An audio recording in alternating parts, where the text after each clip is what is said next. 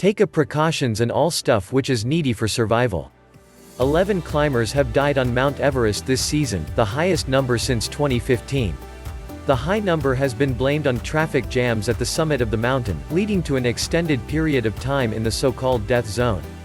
Lineups heading to and from the peak mean climbers have to wait on treacherous ledges in an inhospitable climate.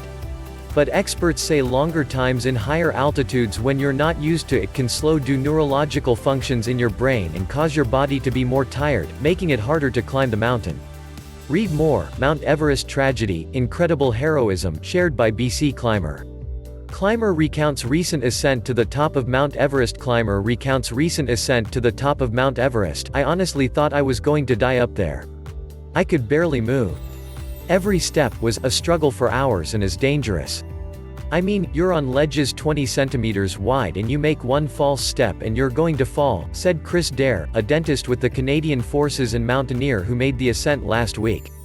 Story continues below advertisement.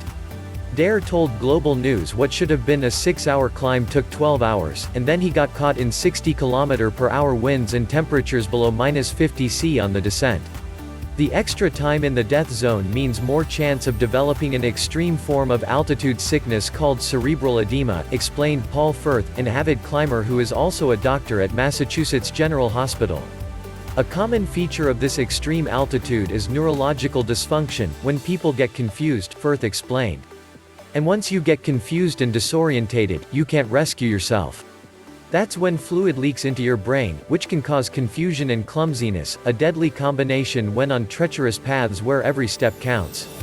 Watch, Everest climbers speaking about the dangers of summiting the world's highest mountain.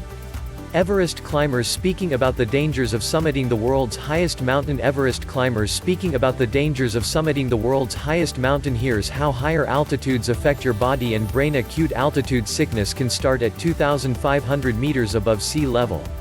For comparison, Toronto is at 76 meters above sea level, while Calgary is at 1,045 meters above sea level. Symptoms include headaches, nausea, dizziness, fatigue and weakness.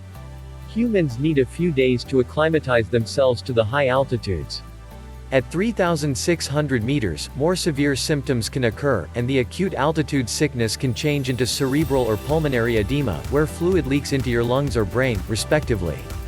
At 5,000 meters, there's about half as much oxygen in the air than at sea level. That means your breathing speeds up to compensate. At 8,000 meters, climbers begin to use oxygen tanks to supplement their oxygen supply. Firth says this is the altitude where cerebral edema is more common, and the most dangerous. The way to treat cerebral edema is to descend the mountain, Firth explained. But bottlenecks and traffic jams exasperate the symptoms. With those bottlenecks, people weren't able to descend. Firth said. If you can't get people down a mountain fast, your problems will progress. The fact that it was so crowded, I think, contributed to some of these deaths of people not being able to be rescued. Read more, 7 climbers die in 1 week as Mount Everest sees traffic jam.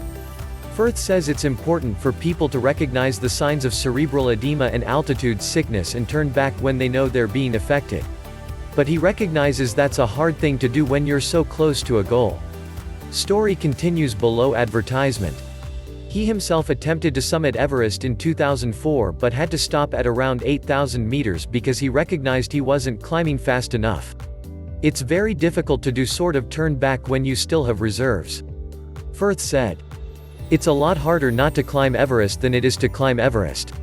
Tweet this: most climbers who die on Everest die on their descent, Firth said. Read more, dead bodies and bursting lakes, how climate change is changing Mount Everest. How climate change is changing Mount Everest. How climate change is changing Mount Everest. What happens is people shoot up the mountain quite rapidly. Firth explained. They're not acclimated and then they get sickness after a period of time. A study published in 2008 noted that over 50% of climbers died on the descent.